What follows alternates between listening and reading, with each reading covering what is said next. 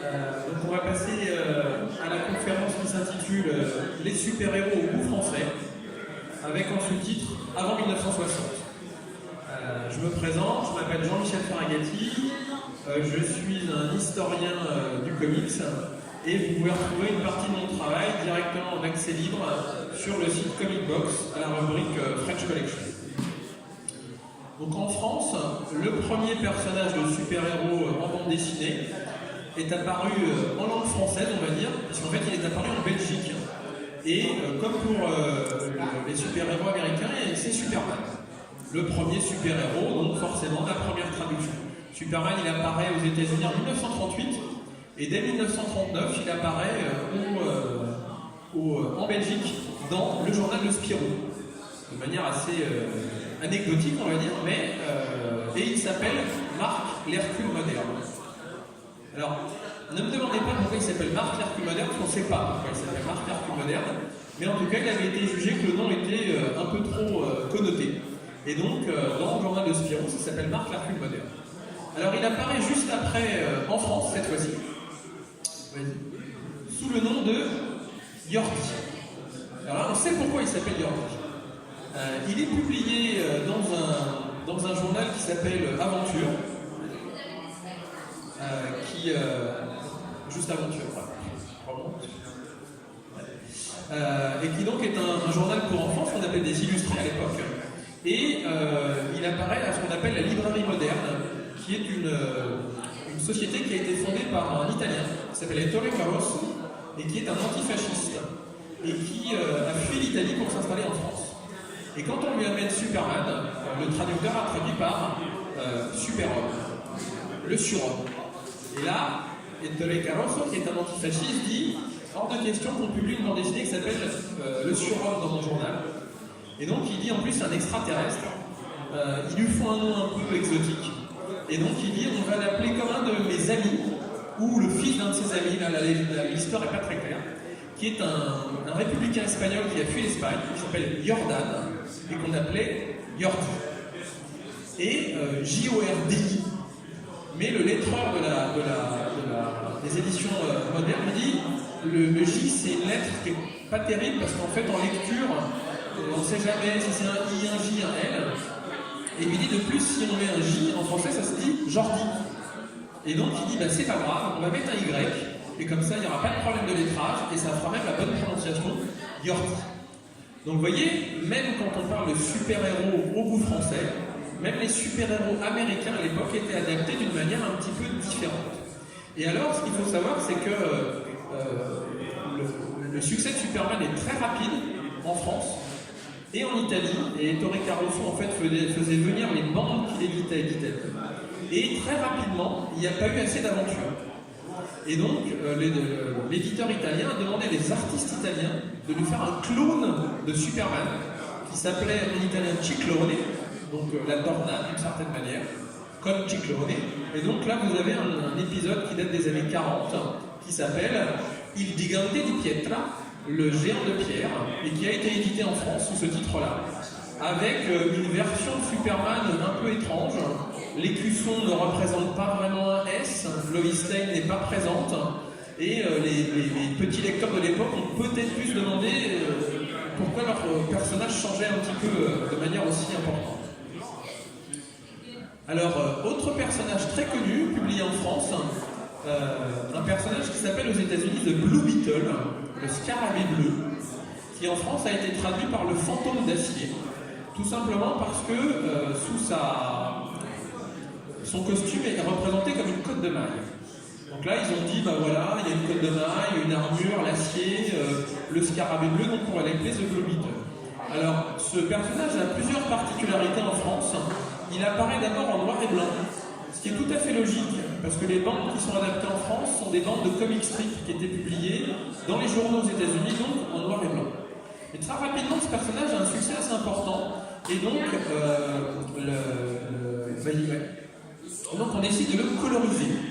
Donc, on a une version française qui est un peu extraordinaire pour les Américains, puisqu'elle est colorisée, elle a été colorisée par des équipes françaises. Le dessinateur de ce personnage et de cette bande particulière, c'est Jack Kirby, qui est en fait le co-créateur de l'univers Marvel, des Fantastiques, de Thor, de Hulk, voilà, et qui dessinait déjà à l'époque, et c'était l'une de ses premières œuvres. Alors, petit particularisme français, toujours le goût français. Très rapidement, ce personnage va se transformer en le scarabée rouge, on pourrait l'appeler, d'une certaine manière.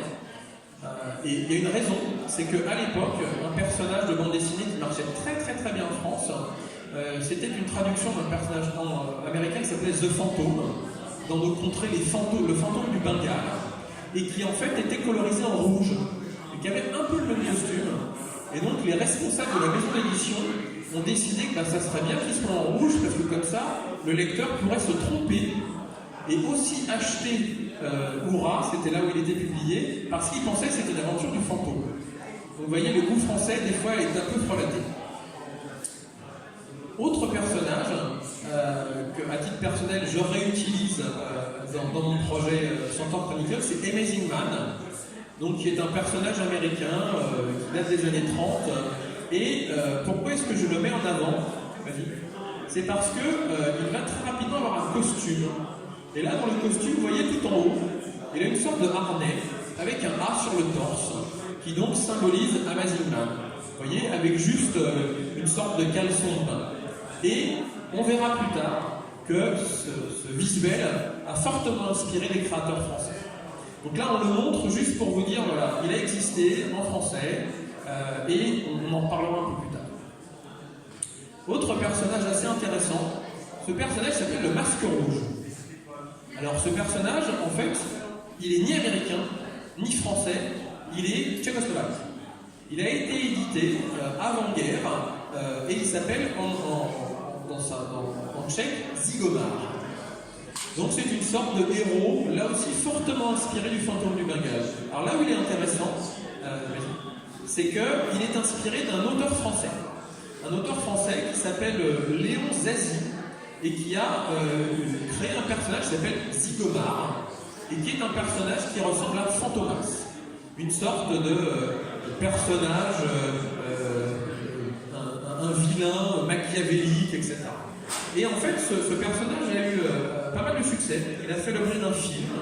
Ce film a été diffusé en Europe. Et donc, les créateurs de Zigomar ont décidé d'en faire un personnage, mais d'en faire un personnage positif.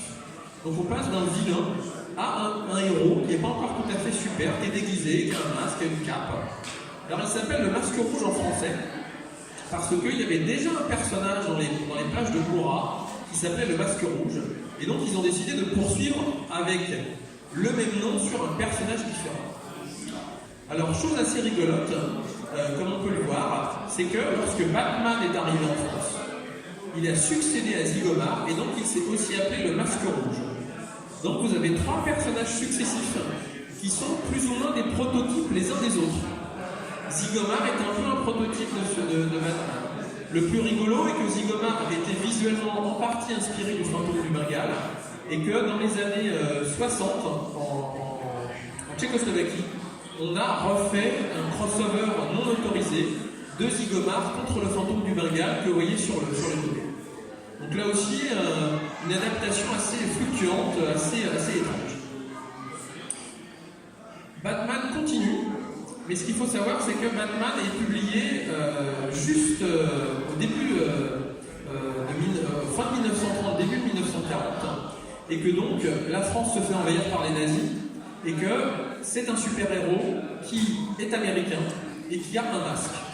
Or, les autorités d'occupation allemande décident premièrement, même si les États-Unis ne sont pas rentrés en guerre, de couper les liaisons en fait, et donc les éditeurs se retrouvaient sans bande dessinée à publier. Et que deuxièmement, il fallait que les personnes n'aient pas de masque. Parce que agir de manière masquée, ça, selon eux, encourageait les actions des clandestins. Et donc, comme certains éditeurs avaient déjà du stock, et notamment du stock de Batman, ils ont décidé de continuer à publier Batman, mais sans masque. Voilà, et donc, il s'est non plus appelé le Masque Rouge, mais le Justicier. Et ils ont juste corrigé, sur table lumineuse, l'intégralité des planches. Vous pouvez voir la planche française et un bout de la planche américaine. Donc vous voyez, on voit sur le côté gauche de la planche française, Robin en train de taper quelqu'un. Ben là, il a un masque. L'image d'après, c'est Batman. On a modifié son masque, on a modifié son ombre, et donc on en a super-héros différent à la française. Après-guerre, Batman revient en 1946 au travers d'une collection qui s'appelle Supplément à Tarzan, dans plusieurs épisodes, dont certains qui sont édités à part, dans une collection bien particulière, parce qu'en fait, l'éditeur pense que le Joker est un personnage violent, et que donc il ne veut pas prendre le risque de le publier dans le journal, mais dans un supplément au journal. Et je vous montre cette image parce que, comme vous pouvez le voir, pour les amateurs de Batman, la colorisation est très aléatoire.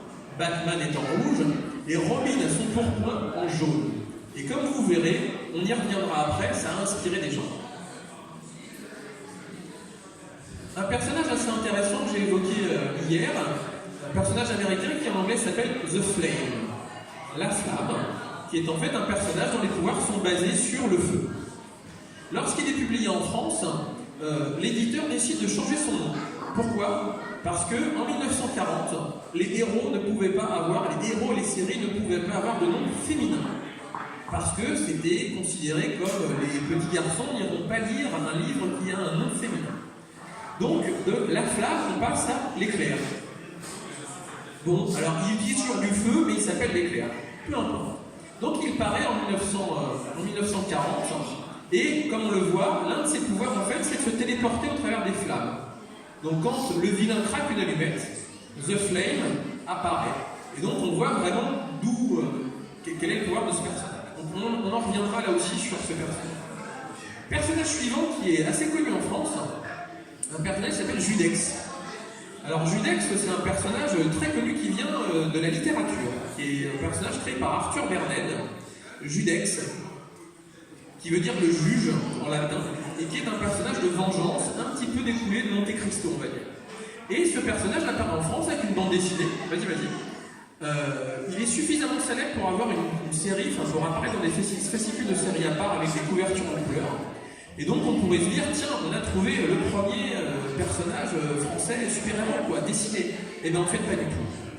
Certes, Judex est inspiré du film de Louis Feuillade, ok, mais en fait, c'est pas Judex qu'on voit en bande dessinée. Petite anecdote, le costume de Judex est inspiré d'un artiste vivant, que a priori tout le monde connaît, Aristide Bourriand, un artiste de music hall.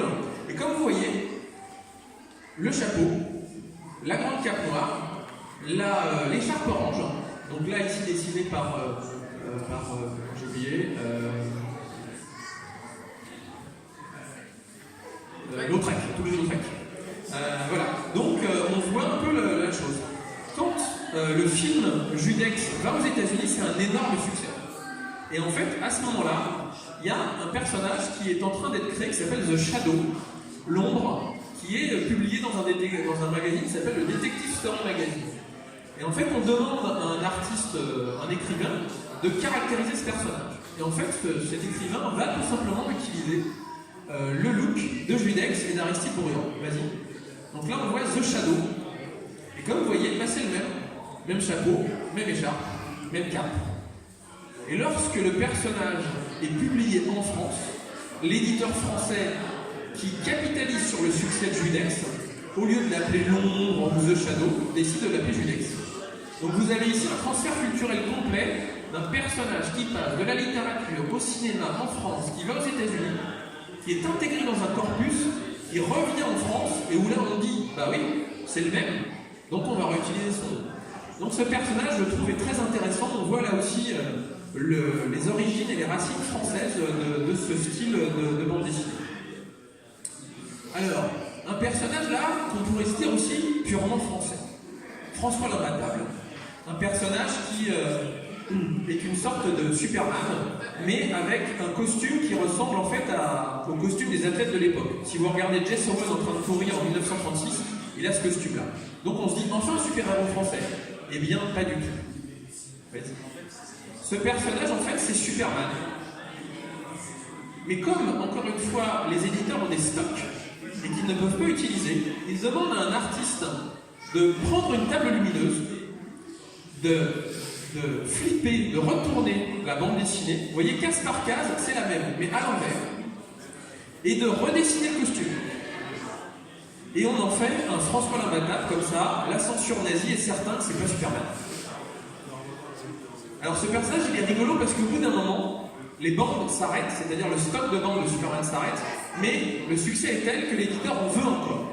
Donc il demande au même artiste, qui s'appelle René Brantone, de lui faire des vrais épisodes inédits. Donc je pense que le premier artiste hors États-Unis qui a dessiné Superman, c'est un Français. C'est René Brantone, et qui non seulement fait des bandes dessinées qui ressemblent à Superman, mais vas-y, à l'intérieur, lui donne même des pouvoirs qui n'étaient jamais apparus en France. Donc dans cette case-là, vous voyez, les espèces de traits qui sortent de ses oreilles, c'est sa super ouïe. Superman, il a une super ouïe. Et bien en 1941, en France, Superman, François l'imbattable, avait déjà une super ouïe. Vas-y. La suivante, en fait, il repère une balle qui est plantée dans le sol, avec une supervision. Et aux États-Unis, Superman n'avait pas vraiment encore de supervision. Mais en France, François l'imbattable en avait déjà eu. Et petite anecdote, dans le journal de Spirou où Superman est toujours publié, la commandanture allemande dit qu'il faut arrêter de publier Superman. Et là, paniqué, les gens disent oui, mais on est en plein épisode, comment est-ce qu'on va arrêter? Alors les Français, au moment où Superman s'arrête, ils ont été très nets, ils ont coupé, il n'y a pas eu de fin. Les Belges, qui étaient un peu plus consciencieux, ont demandé à un dessinateur qui s'appelle Joseph Gillin, JG, qui fait notamment Jerry Spring, de finir l'épisode. Alors l'épisode, en américain, il se poursuit encore sur une vingtaine de bandes, et là en fait, tac tac tac, il arrive, il défonce la fenêtre, il arrête les gens, c'est fini. Donc, deuxième dessinateur hors États-Unis à avoir dessiné Superman, c'est un Belge. Voilà.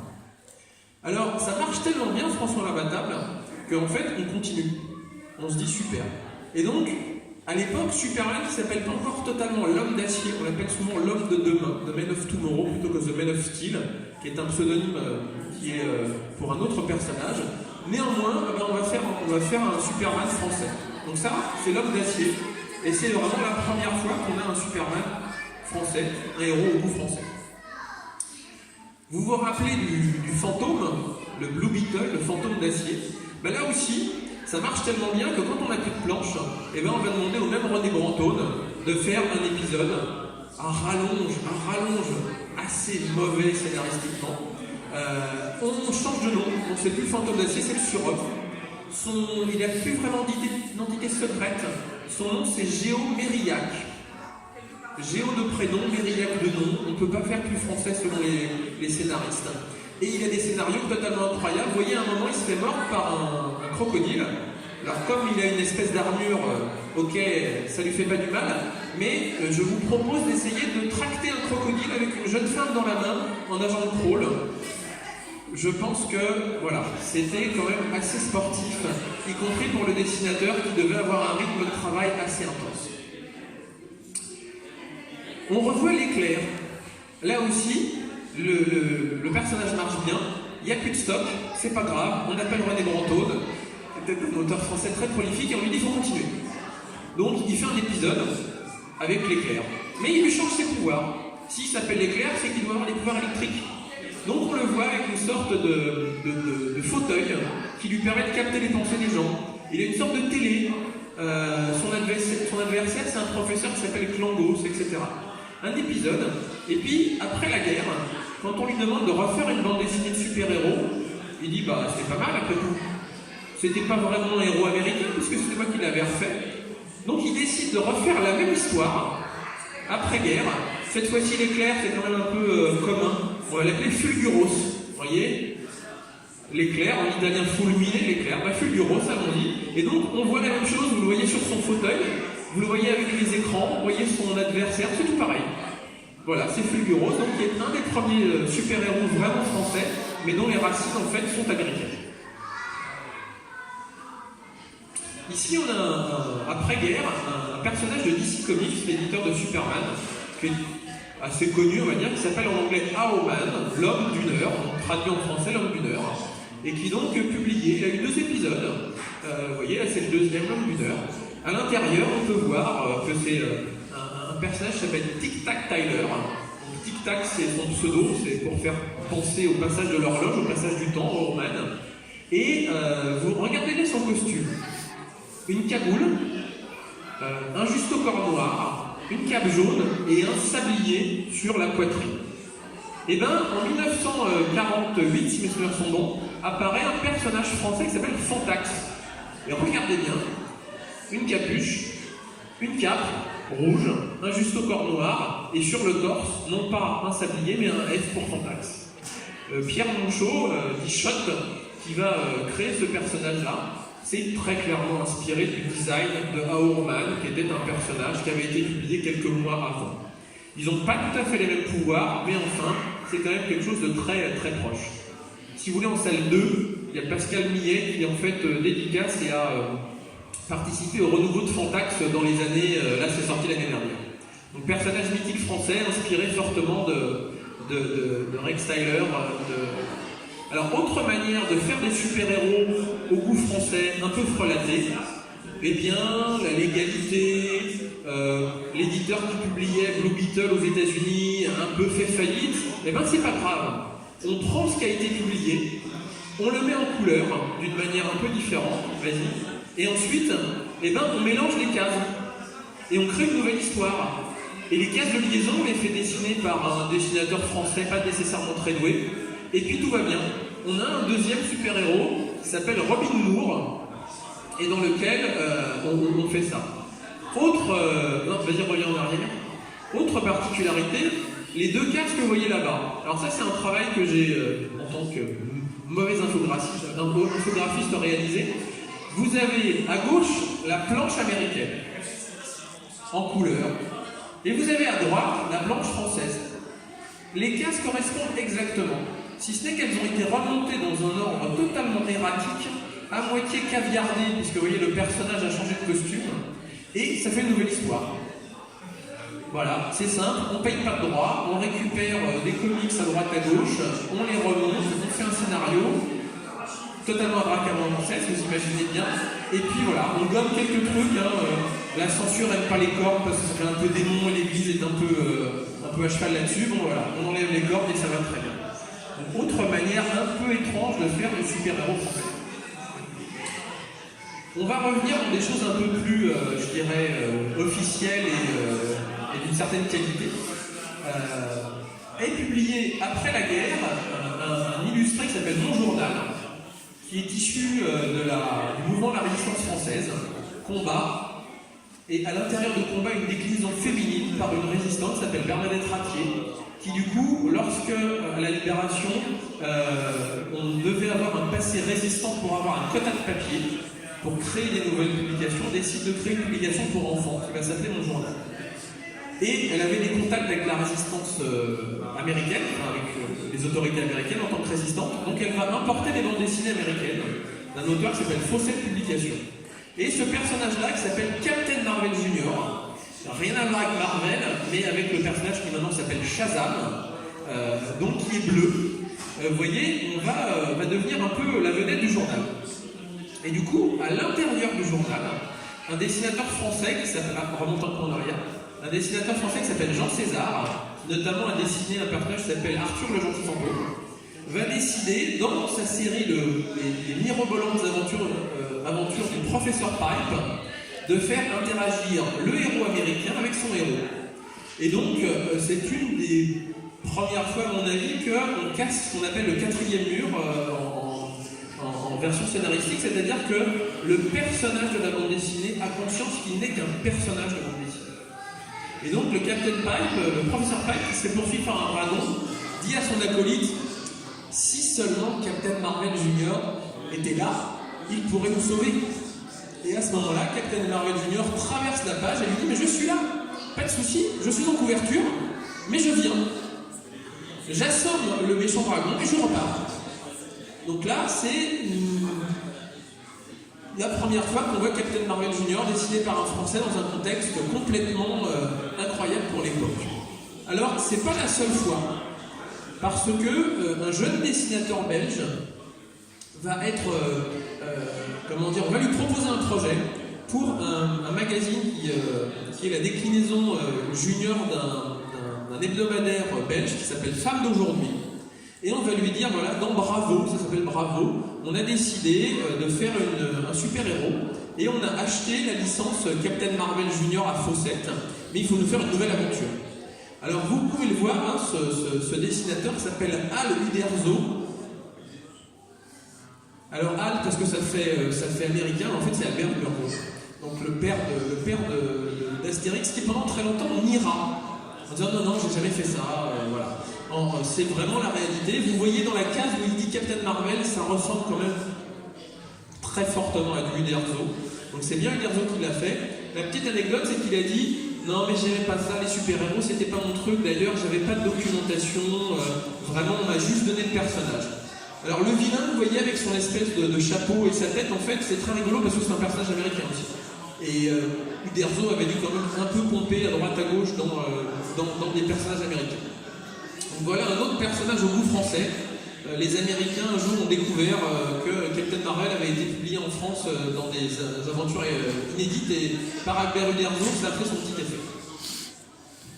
Alors on va passer à un autre personnage au goût français, mais qui en fait vient d'au-delà des Alpes, qui est un personnage italien qui s'appelle en italien Pantera Bionda, la panthère blonde, et qui en français va s'appeler, vas-y, la panthère blonde aussi. Alors là, petit jeu des 7 différences, 2 en l'occurrence. Regardez bien le maillot de bain italien, regardez bien le maillot de bain français. Donc la censure est passée par là, trop de décolleté, donc on rhabille la panthère blonde. Et regardez bien, en Italie elle a un couteau, en France elle tape du poing. C'est pas acceptable qu'on puisse imaginer qu'elle va frapper quelqu'un, donc on remonte. Alors pourquoi ce personnage est intéressant?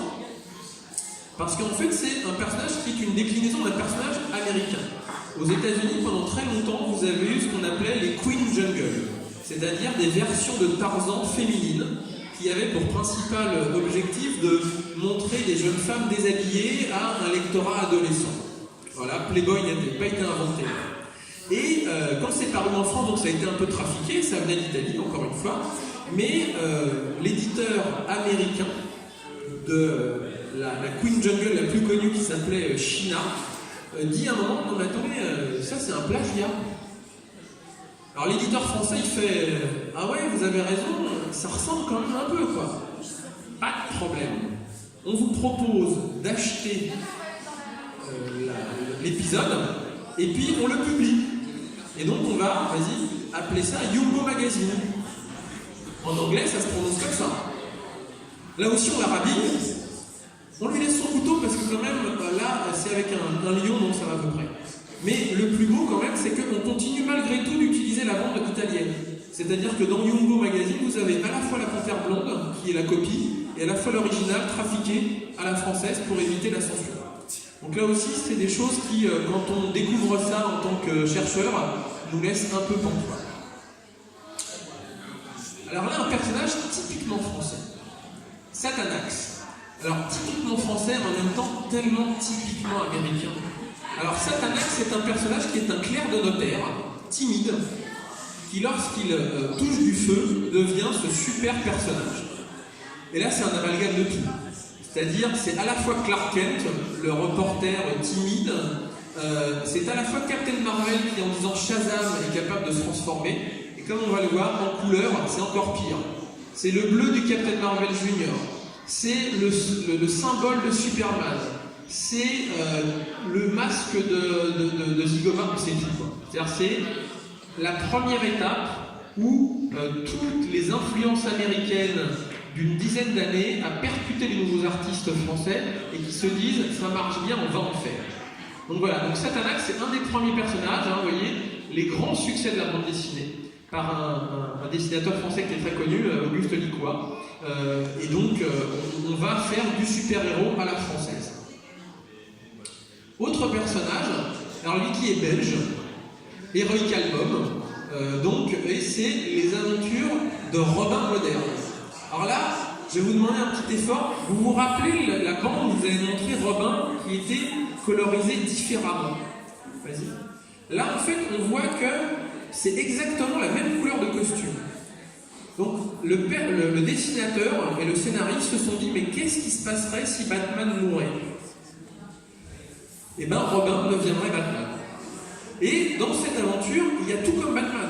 il a une voiture, on la voit alors en noir et blanc sur le côté, on la voit aussi là, une espèce de torpedo.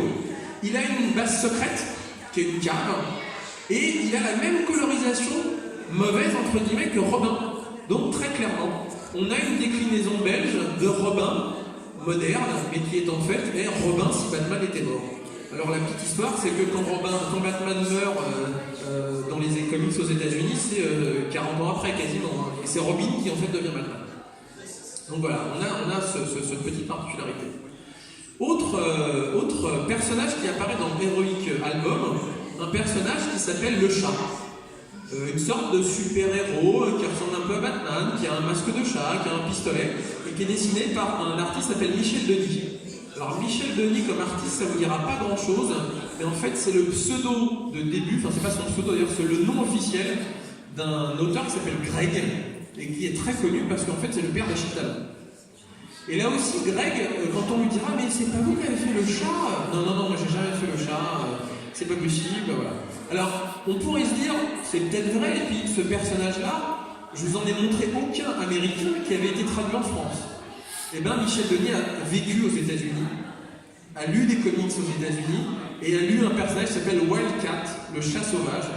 Regardez bien. Et vous comprendrez qu'en effet, Michel Denis n'a jamais lu une traduction de Wildcat en français, mais tout simplement, il a été aux États-Unis chercher son personnage.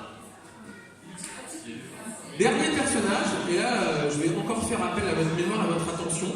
Je vous ai présenté Amazing Man, rappelez-vous, un harnais, un A sur le torse, un maillot de bain. Et bien, ce personnage-là s'appelle Atomax, est dessiné par Pierre, j'oublie son nom, et est publié en France.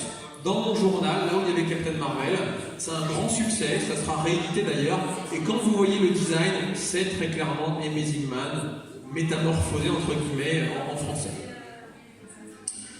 Voilà, donc j'ai fini ce petit bout de conférence sur les super-héros français.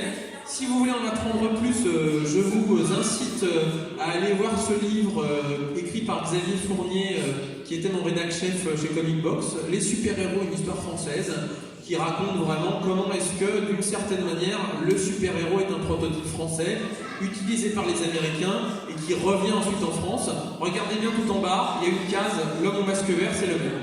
C'est Atomax, et puis après vous avez Super Dupont, vous avez plein de petits personnages français. Voilà, et en ce qui me concerne, moi j'ai, encore une fois, écrit un livre qui s'appelle L'histoire des super-héros, 1939-1961, et donc qui raconte comment les super-héros américains ont été traduits en France, aux éditions Néo Félix, de Superman à Flash. Voilà, je vous remercie, et puis si vous avez des questions, je suis à votre disposition pour vous répondre. Voilà, merci beaucoup.